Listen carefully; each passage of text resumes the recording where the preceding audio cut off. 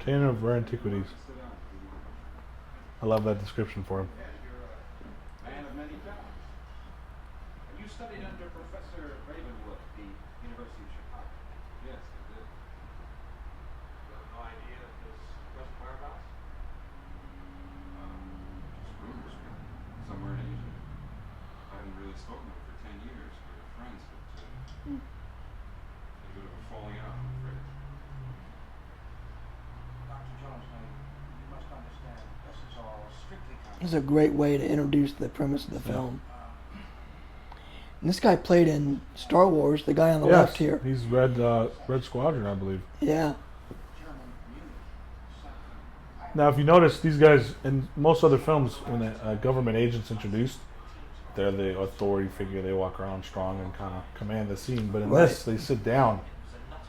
They kind of submit to Indiana's authority, even though they don't want to. If you notice here, he gets pissed off here, the guy in the gray. He kind of thinks about saying something, but he sits back down because they so desperately need his help. Well, they They're know trying to he, stop Hitler from obtaining all these occult. this is before our entrance into the war, so Yeah. I once saw a documentary indicating that there was a real Indiana Jones-like character, Yeah. and so this is actually taken from some historical references, I guess. Yeah.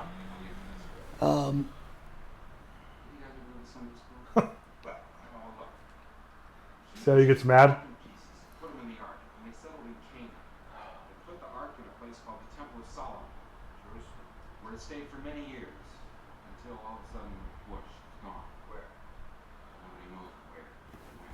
However, an Egyptian pharaoh, yes, invaded the city of Jerusalem around about 980 BC, and he may have taken the ark back to the city of Tanis and hidden it in a secret chamber called the Well of Solomon. Secret chamber. However, about a year after the pharaoh had returned to Egypt, the city of Tanis was consumed by the desert. The sandstorm which lasted a whole year. I believe I like the seriousness of the scene. Yes.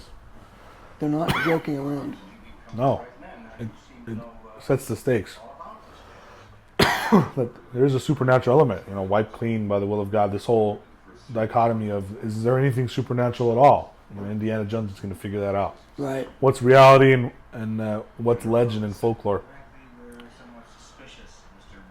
And we saw that in the previous movie we just watched, The Mummy, where the main character states that he says, "You don't believe in curses?" She says, "No, if I can see it and I can touch it, then it's real." Yeah. And they, of course, learn that there's a little more to it than that. Yeah.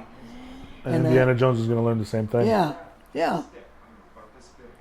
Nobody really knows for sure how high it is. Again, it's also another great example of the battle between good and evil in film. Yeah. Sun, with a crystal in the center. And what you did was you take this staff to a special room in Tanis, a miniature of the city all laid out on the floor. And if you put the staff in a certain place, at a certain time of day, the sun shone through here, made a beam that came down on the floor here, and gave you the exact location of the Hall of Souls, where the Ark of the Covenant was kept. Right? Which is exactly what the Nazis are looking for. And what is this ark? Yeah.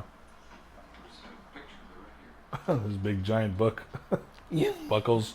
The thing looks like it has some authority to it.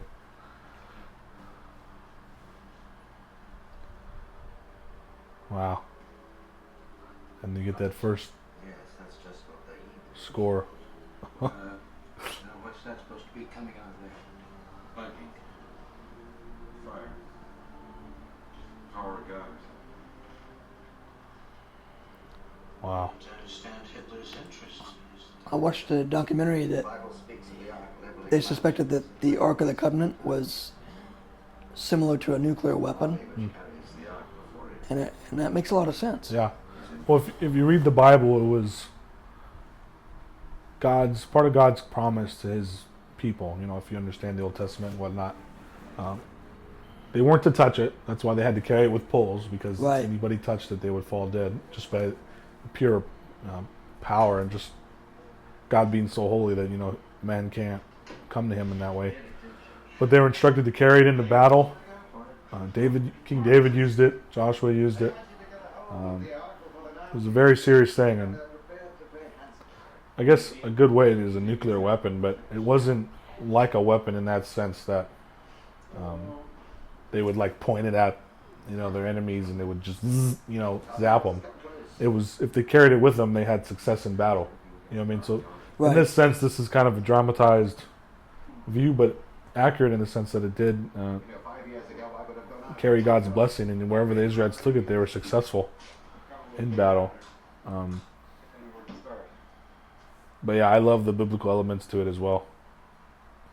I do This is too. one of my favorite scenes. I almost quote this daily anytime I go out by myself and my parents tell me to be quiet. I mean, to be careful. Yeah. And be careful, man. Make sure you're staying safe. And Right. I carry a pocket knife with me or whatever. And I won't spoil it, but I emulate this scene when he, Marcus.